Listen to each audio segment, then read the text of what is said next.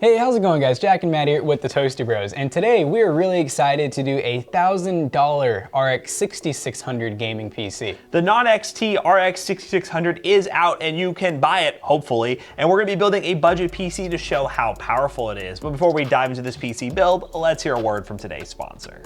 Today's video is brought to you by VIPGVGMall.com, an online marketplace to get access to some really awesome discounted game keys, Microsoft Office keys, and more specifically, Windows 10 licenses.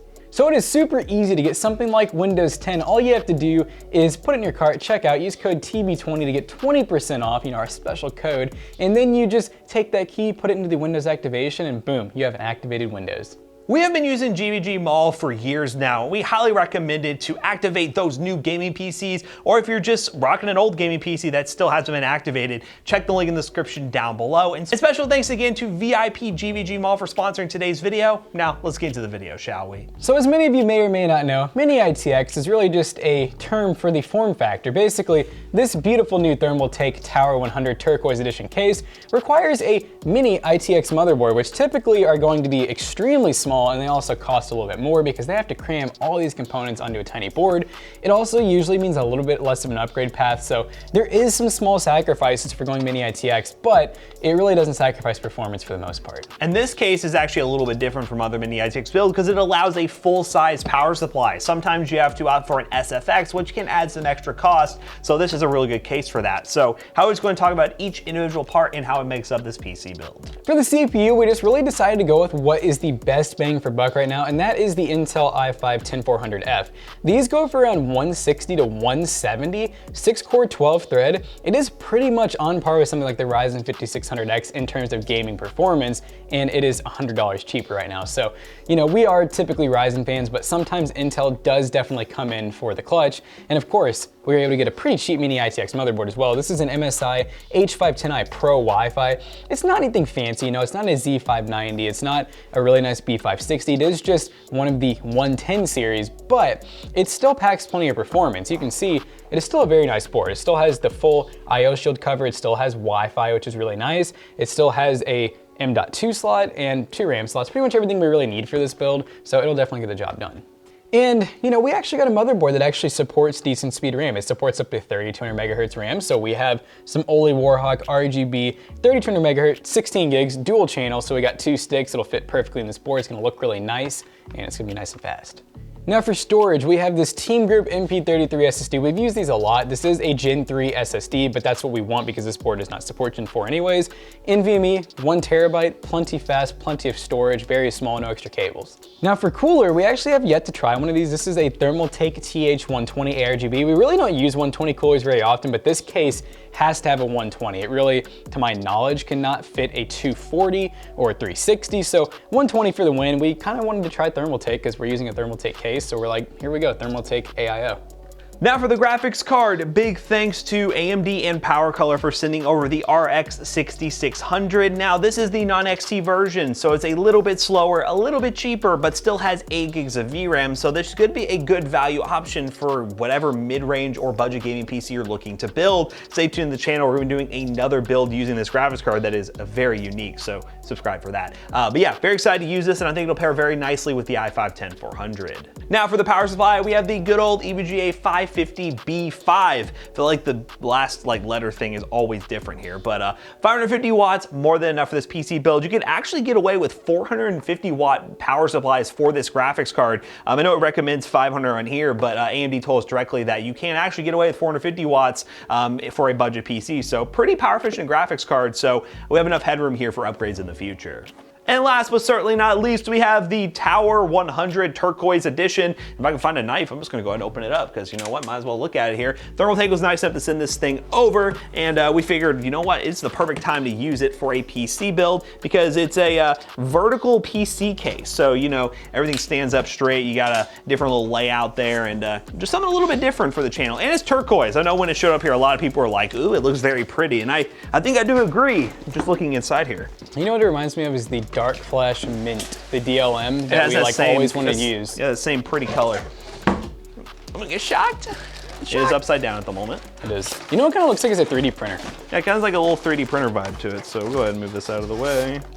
Yeah, it definitely has a very different vibe to it. I'm really liking it because, you know, the only other case that kind of compares to this are the square ones, and Matt and I aren't the biggest fans of those square mini ITX ones. They just don't really look So it's good. really cool. It has a lot of ventilation all over the place. So very cool. Looks like it comes with one 120 mil fan, which I think we're gonna be, no, we'll leave that in there and then we'll put the CPU cooler up there. But yeah, we're just gonna look at this thing, see how we're gonna build in it. Yeah, looks pretty cool. I'm ready to build a PC. Let's get to it.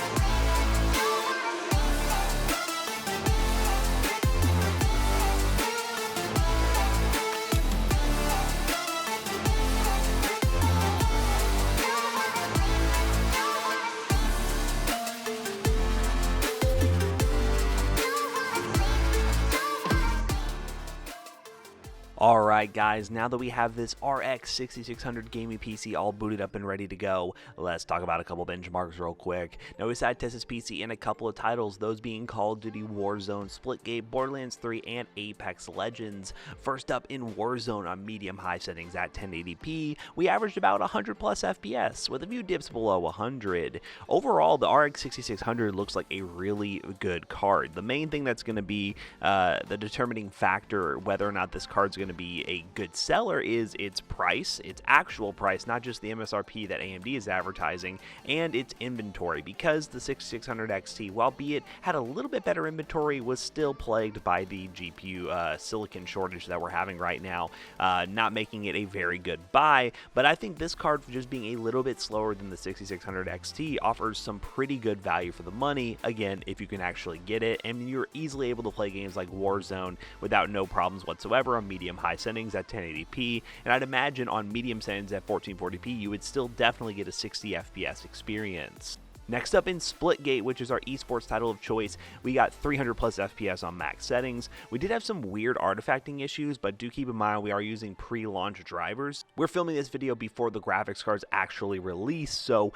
this driver probably would fix this in future games, so keep that in mind. But Splitgate is an esports title that we love to play and is very similar in terms of demand to game like Fortnite, Valorant, things like that. So definitely expect this i5-10400 and RX 6600 to give you an easy 144Hz 1080p gaming experience in all those esports titles. Next up is Borderlands 3 with the built-in benchmark, which is our AAA benchmark of choice. On high settings at 1080p, we averaged 81 FPS.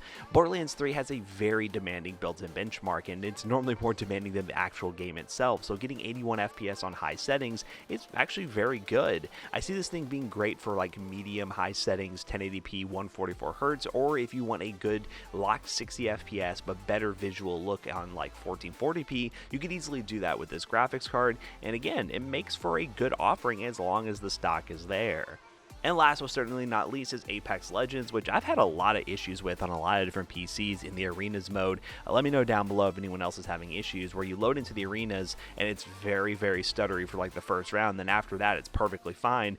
For the last round, I actually had an average of over 140 FPS, but regardless, it works after everything loaded in. I do lean more towards that being a game issue than a system issue, but regardless, the pairing of the 6600 and 10400 makes a whole lot of sense. You could easily go with the Ryzen 5 5600X as well if you really wanted to, but we think the value for money is still there with the i5 10400. So overall, this build was really, really cool. I absolutely love this Thermaltake case. It's very different from anything else on the market, and as you can tell, the thermals were really good. Nothing really getting above 60 degrees Celsius, which is very impressive for a system that doesn't have a whole lot of fans in it, but it has just a lot of ventilation all the way around it and a pretty good design. So if you want to pick any of the stuff up from today's video, link in the description down below will be an affiliate link and it will help us out. How about we bring Jackson back in here to wrap this video up real quick?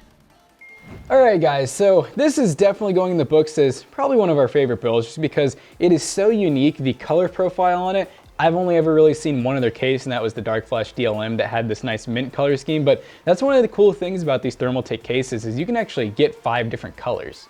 And the RX 6600 with the i5 10400 works great together. The biggest thing is, what will inventory be like? Well, at the time watching this video, you will probably have a good idea because this is releasing the day after the actual graphics cards come out. So let me know down below if you managed to pick up an RX 6600, or if you plan on building a PC like this, use those links in the description. They are affiliate links and they do help us out. So big thanks to Thermaltake for sending over this beautiful case, and also AMD for sending over this beautiful graphics card that performs similar to a 3060 for a cheaper price. So as always, we hope you guys enjoyed today's video. If you did, check out our other YouTube channels and also our twitch.tv/ToastyBros, and do not forget to like, comment, and subscribe. And we'll see you guys in the next one. Goodbye!